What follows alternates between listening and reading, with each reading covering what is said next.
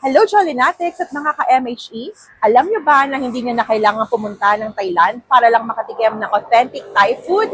Dahil meron kami na-discover kung saan matitikman niyo ang iba't ibang Thai dishes. At yan ang Ninong's Thai Food Restaurant. Samahan niyo kaming tikman! Let's go! Located nga sila along Santa Rosa, Tagaytay Road.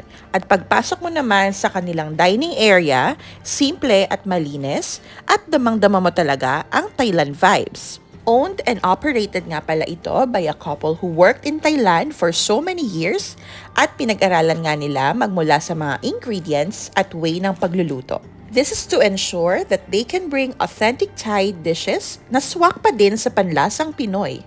This is the first time that we've tried Thai dishes and honestly, nagustuhan namin. And kung ikaw, yung tipong mga hilig ay spicy food, sure ako na mas magugustuhan mo to. Ang dami nga din nila ditong variety na masasarap na authentic Thai drinks na pwedeng-pwede sa mga bata at matatanda. Kaya naman, for sure na babalik-balikan at marami pa kaming susubukang mga dishes nila dito sa Ninong's Thai Food Restaurant. Dito sa MHE, kami kasama mo! There you have it, Jollinatics at mga ka-MHE. I hope nabigyan na naman namin kayo ng bagong idea kung saan masarap mag-food trip.